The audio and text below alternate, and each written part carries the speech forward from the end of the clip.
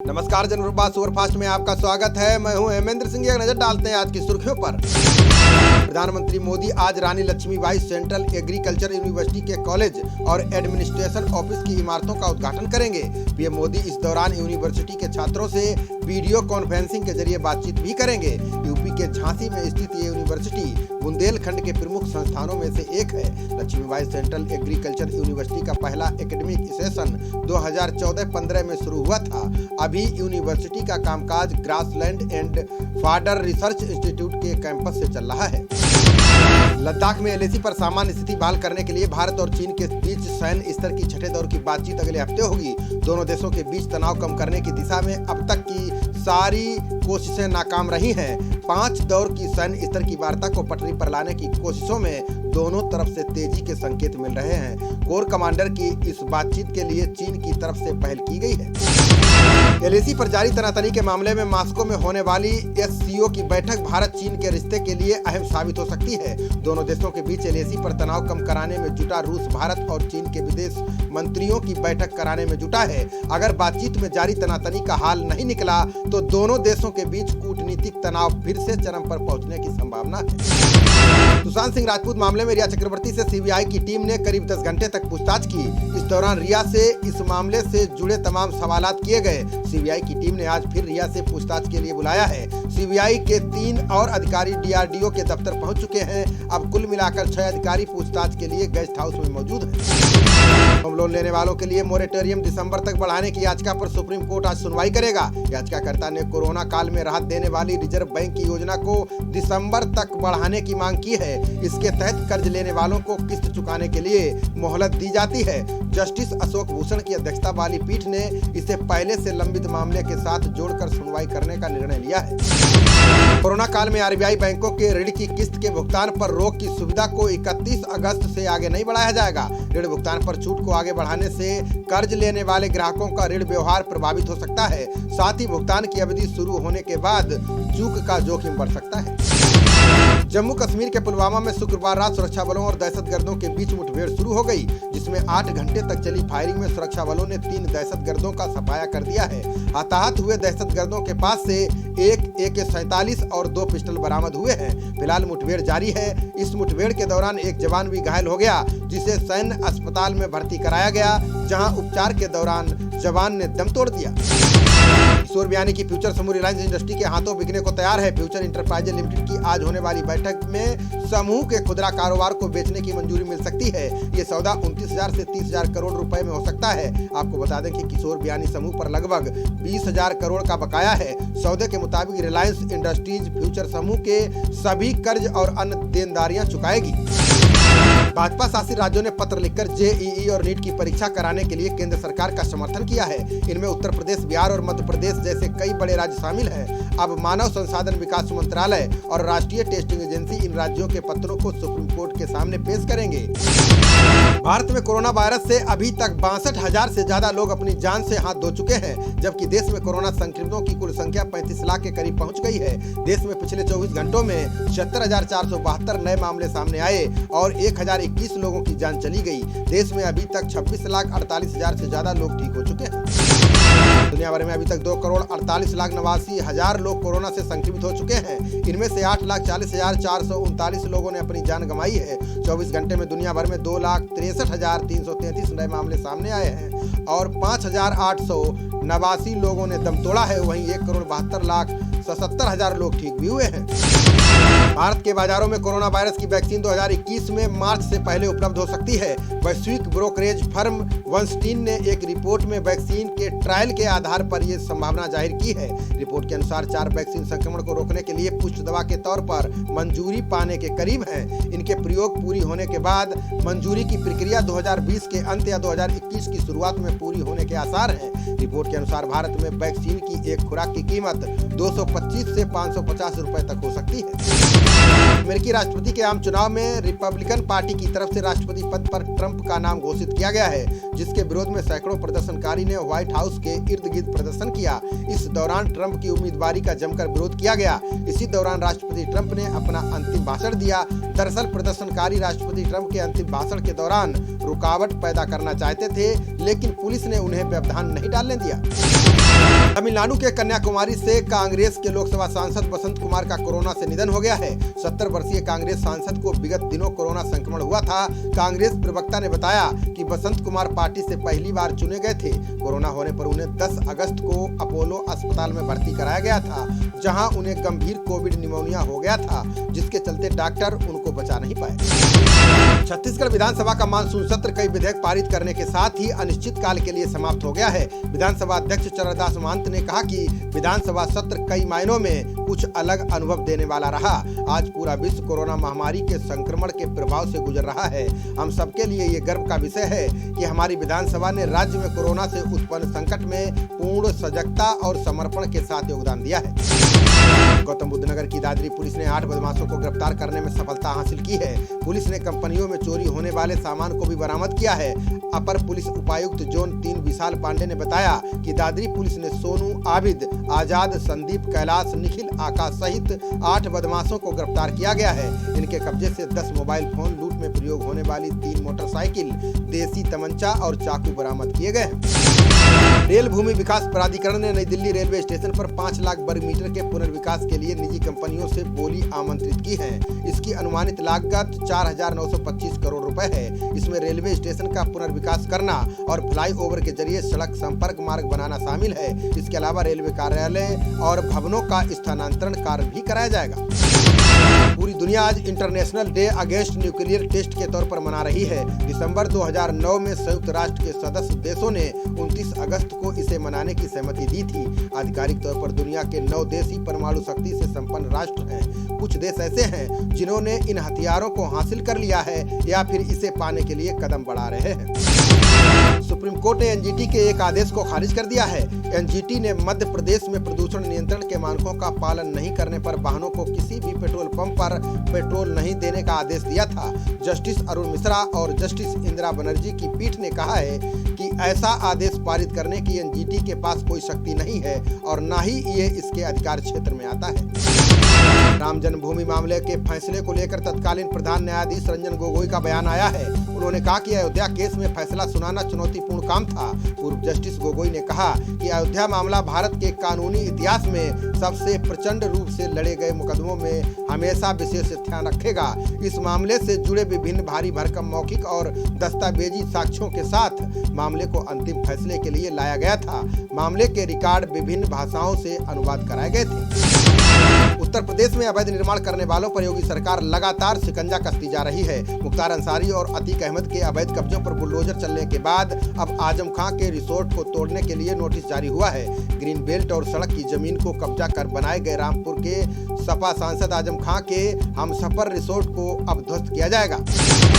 UP के कुंडा से बाहुबली विधायक राजा भैया के पिता और भदरी रियासत के राजा उदय प्रताप सिंह को पुलिस ने नजरबंद कर दिया है। प्रतापगढ़ के जिलाधिकारी के आदेश पर उदय प्रताप सिंह समेत 11 लोगों पर हाउस में अरेस्ट की कार्रवाई की गई है। इसमें राजा भैया के पिता आज शाम 5 बजे से कल रात 9 बजे तक अपने भदरी महल में नजरबंद रहेंगे। वहीं डीएम ने उनके द्वारा हनुमान मंदिर पर किए जाने वाले भंडारे के कार्यक्रम को भी रद्द कर दिया है, जिसके चलते भदरी राजमहल पर नोटिस चस्पा किया गया है। बिहार के किशनगंज पुलिस ने ऊंटों की तस्करी करने वालों को गिरफ्तार करने में सफलता पाई है। पुलिस ने कहा कि नेशनल हाईवे 31 पर एक मिनी ट्रक को चेकिंग के लिए रोका गया। ये ट्रक 7 ऊंटों को लेकर जा रहा था। इसमें सवार 6 लोगों ने पुलिस पूछताछ में कबूला है कि वो लोग ऊंटों को राजस्थान से लाए हैं। इन्हें बांग्लादेश भेजने की योजना थी। वहीं पुलिस ने ट्रक को सीज कर दिया है। सभी तस्करों को मामला दर्ज कर गिरफ्तार कर लिया गया है। हिमाचल प्रदेश के मुख्यमंत्री आवास के बाहर गुहार लगाने वाली राजो देवी को सीएम जयराम ठाकुर ने राहत दी है। सीएम ने नगर निगम शिमला को निर्देश दिया है कि उनके मकान को अवैध तरीके से गिराया गया है, इसके बदले में उसे मकान दिया जाए। इसके बाद शिमला नगर निगम ने उसके ढाए गए मकान के बदले दूसरा मकान सौंप दिया है। आपको बता दें कि नगर निगम ने अवैध कब्जा हटाने के दौरान राजो देवी का भी मकान गिरा दिया था। दुनिया के कई देशों के तानाशाहों को आजकल आम जनता का विरोध झेलना पड़ रहा है। इसी कड़ी में रूस के बाद बेलारूस में बरसों से सत्ता में जमे तानाशाह के खिलाफ भी विरोध शुरू हो गया है। बेलारूस चुनाव का रिजल्ट आने के बाद अलेक्जेंडर छठी बार लगातार राष्ट्रपति पद पर पहुंच चुके हैं। अब बेलारूस की राजधानी में लाखों लोग सड़कों पर उतर आए हैं। प्रदर्शनकारियों ने उन पर ठगी करके चुनाव जीतने का आरोप लगाया है। पाकिस्तान के प्रधानमंत्री इमरान खान के बेहद करीबियों में शुमार सेना के पूर्व जनरल असीम सलीम बाजवा पर भ्रष्टाचार के कई बड़े आरोप लगे हैं। पाकिस्तान की जांच एजेंसी ने बाजवा और उनके परिवार की संपत्ति पर एक रिपोर्ट जारी की है। इसमें बाजवा और उनके परिवार के पास करोड़ों की संपत्ति होने का दावा किया गया है। रिपोर्ट में कहा गया है कि उनके पास 133 रेस्टोरेंट है। इसके अलावा 99 कंपनियां भी हैं जिन्हें अब तक छिपा कर रखा गया था। भारत में खराब नोटों की संख्या ने अब तक के सारे रिकॉर्ड तोड़ दिए हैं। कोरोना काल में सैनिटाइज करने, धोने और धूप में सुखाने से 2000 रुपए के 17 करोड़ नोट खराब हो गए हैं। आरबीआई की रिपोर्ट के मुताबिक इस साल 2000 रुपए के 17 करोड़ नोट खराब हुए। ये संख्या पिछले साल की तुलना में 300 गुना ज्यादा है। दूसरे नंबर पर 200 रुपए के नोट हैं, वही तीसरे नंबर पर 500 रुपए के नोट हैं। औसत वेतन पर तैयार की गई 106 देशों की सूची में भारत को 72वां स्थान मिला है। Picori.com द्वारा तैयार की गई इस सूची में 4,49,000 रुपए की औसत कमाई के साथ स्विट्जरलैंड पहले नंबर पर है। रिपोर्ट के मुताबिक भारत के लोग हर महीने औसत 32,800 रुपए की कमाई करते हैं, जबकि क्यूबा का औसत वेतन इस सूची में सबसे कम 2700 रुपए है। कोलकाता मेट्रो का घाटा कम करने के लिए देश की पहली मेट्रो सेवा में भी अपनी हिस्सेदारी बेचने की सरकार तैयारी कर रही है। केंद्र सरकार के सचिवों के समूह की बैठक में रेलवे के मुद्दे पर चर्चा के दौरान इसकी सलाह दी गई है। आपको बता दें कि कोलकाता मेट्रो देश की एकमात्र मेट्रो सेवा है जो कि इंडियन रेलवे के अंतर्गत आती है और रेलवे द्वारा ही चलाई जाती है। भाजपा सांसद सुब्रमण्यम स्वामी ने वित्त मंत्री निर्मला सीतारमण पर दैवीय घटना वाले बयान पर तंज कसा है। स्वामी ने पूछा कि 5 साल में 8% से घटकर 3% पर डीजीपी आ गई है, क्या ये भी भगवान का काम है? आपको बता दें कि वित्त मंत्री ने एक बैठक में कहा कि मुझे यकीन है कि कोरोना ईश्वर की देन है। कांग्रेस नेताओं की चिट्ठी से पार्टी में मचे घमासान के बीच राहुल गांधी ने गुलाम नबी आजाद से फोन पर लंबी बातचीत की है। बताया जा रहा है कि आजाद ने राहुल गांधी से कहा कि उन्होंने अपने जीवन में कांग्रेस को आगे बढ़ाने के बारे में ही सोचा है, आगे भी कांग्रेस को मजबूत करने में अपना जीवन लगाएंगे। वहीं राहुल गांधी ने आजाद को भरोसा दिलाया है कि आपकी पार्टी के प्रति जो भी चिंताएं हैं उनको दूर किया जाएगा। जौनपुरी के बाहुबली सांसद धनंजय सिंह ने जेल से रिहा होते ही बड़ा ऐलान किया है। धनंजय सिंह ने कहा कि वो मल्हनी सीट से विधानसभा उपचुनाव लड़ना चाहते हैं, लेकिन इसका फैसला निषाद राज पार्टी को करना है। निषाद राज पार्टी और बीजेपी का गठबंधन है। पार्टी के राष्ट्रीय अध्यक्ष डॉक्टर संजय निषाद से चुनाव लड़ने की इच्छा जताई है। डॉक्टर निषाद ने बीजेपी से ये सीट गठबंधन कोटे से मांगी है। फिलहाल अभी इस पर कोई फैसला नहीं हुआ है। दिल्ली दंगों के आरोपी और निलंबित पार्षद ताहिर हुसैन से अब ईडी पूछताछ करेगी। ईडी ने कोर्ट से मांग की थी कि ताहिर से पूछताछ के लिए इजाजत दी जाए। इसके बाद कोर्ट ने ताहिर को 6 दिन की ईडी हिरासत में भेज दिया है। हालांकि ईडी ने 14 दिनों की हिरासत मांगी थी। ईडी ताहिर हुसैन से पूछताछ के दौरान दिल्ली दंगों में बांटे जाने वाले पैसों की जानकारी जुटाएगी। मुख्यमंत्री नीतीश कुमार ने बिहार के लोगों को घर बैठे गंगा जल पिलाने का बड़ा दावा किया है। सीएम नीतीश ने कहा कि बिहार सरकार वाटर स्टोरेज टैंक बनाने जा रही है, जिसका आज शिलान्यास हो रहा है। इस टैंक में गंगा नदी का पानी स्टोर किया जाएगा, जिसे नालंदा, नवादा और गया जिलों के लोगों के घरों में सप्लाई करने की योजना है। इसके लिए मोकामा से पाइपलाइन के सहारे गंगा जल पहले नालंदा के घोड़ा कटोरा में एकत्र किया जाएगा, इसके बाद नवादा और गया पहुंचाया जाएगा। राहुल गांधी ने वित्त मंत्री निर्मला सीतारमण के दैवीय घटना वाले बयान को लेकर उन पर निशाना साधा है। राहुल गांधी ने आरोप लगाया कि नोटबंदी, त्रुटिपूर्ण जीएसटी और विफल लॉकडाउन के कारण अर्थव्यवस्था तबाह हो गई है। बता दें कि वित्त मंत्री ने कहा था कि अर्थव्यवस्था कोविड-19 महामारी से प्रभावित हुई है, जो कि एक दैवीय घटना है। झारखंड भाजपा अध्यक्ष दीपक प्रकाश ने जेईई और नीट का विरोध कर रही सरकारों पर निशाना साधा। उन्होंने कहा कि सरकार चंद बड़े कोचिंग और निजी संस्थानों के इशारों पर नीट तथा जेईई परीक्षाओं का विरोध कर रही है।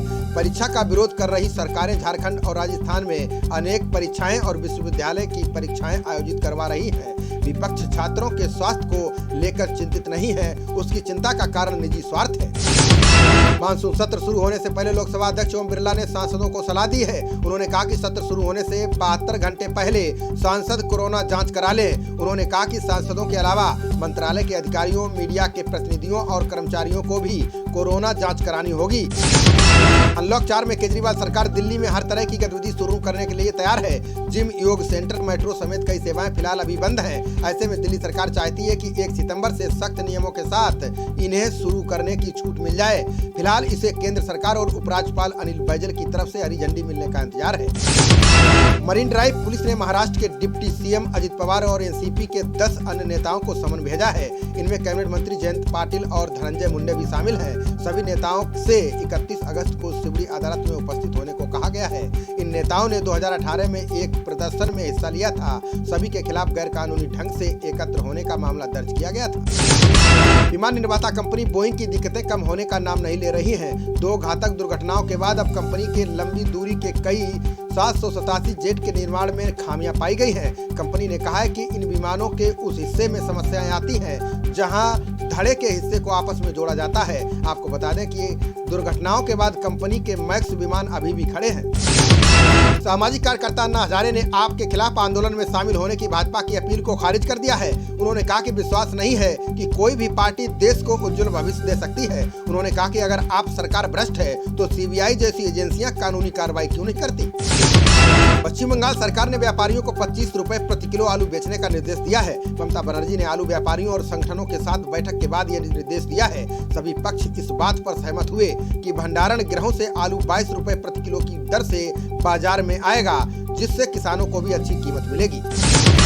मौसम विभाग के अनुसार अगस्त में अब तक औसत से 25% ज्यादा बारिश हुई है। इससे 44 साल का रिकॉर्ड टूट गया है। इससे पहले इस महीने के दौरान साल 1976 में इतनी बारिश हुई थी। साल 1901 से 2020 के बीच 1926 में अगस्त में सबसे ज्यादा सामान्य से 33% अधिक बारिश हुई थी। मौसम विभाग के अनुसार इस साल अगस्त के मध्य में सबसे अधिक वर्षा औसत से 57% अधिक रही है। वहीं पूर्वोत्तर और पूर्वी भारत में औसत से 18% कम बारिश हुई है।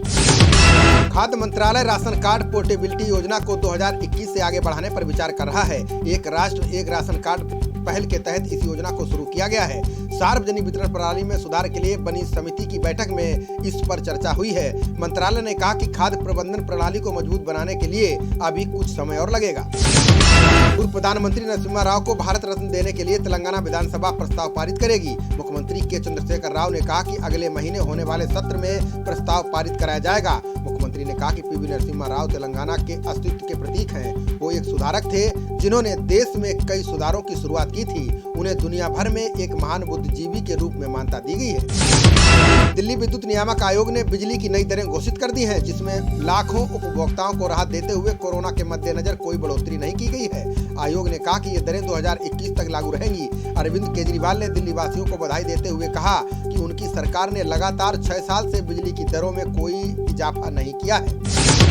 झारखंड सरकार ने नीट एवं जेईई की परीक्षा को देखते हुए 1 सितंबर से होटल लॉज खोलने की अनुमति दे दी है। राज्य के भीतर स्थानीय बस सेवा प्रारंभ करने की भी घोषणा कर दी गई है। साथ ही राज्य में मॉल को दोबारा खोले जाने का भी निर्णय लिया गया है। इसके अलावा अनलॉक 4 में शिक्षण संस्थानों, धार्मिक स्थल, सिनेमा समेत अन्य आर्थिक गतिविधियों की छूट देने की घोषणा की गई।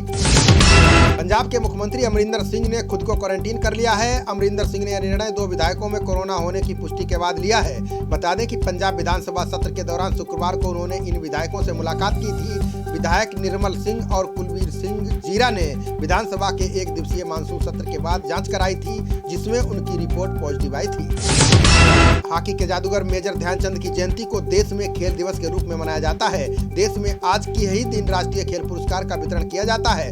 कोरोना महामारी के कारण इस बार राष्ट्रीय खेल पुरस्कार वर्चुअल तरीके से दिए जा रहे हैं। इस बार खेल दिवस के मौके पर राष्ट्रपति भवन में अवार्ड सेरेमनी आयोजित नहीं की गई है, बल्कि राष्ट्रपति रामनाथ कोविंद इस साल अलग अलग 7 वर्गों में 74 खिलाड़ियों और कोच को पुरस्कार दे रहे हैं। इस साल एक साथ 5 खिलाड़ियों को खेल रत्न दिया जाएगा। पाकिस्तान और इंग्लैंड के बीच T20 सीरीज का पहला मैच बारिश की वजह से बिना किसी नतीजे के समाप्त हो गया है। पाकिस्तान के तेज गेंदबाज आमिर इंग्लैंड के खिलाफ मुकाबले के दौरान गेंद में लार लगाते हुए स्पॉट किए गए। हालांकि अंपायरों ने तुरंत गेंद को सैनिटाइज कर दिया। आपको बता दें कि कोरोना के चलते खिलाड़ियों पर ऐसा करने पर रोक है। जून में ICC ने खिलाड़ियों को गेंद पर लार लगाने को लेकर अस्थायी प्रतिबंध की घोषणा की थी। खबरों का सिलसिला जारी रहेगा। देखते रहिए जनप्रवाद। नमस्कार।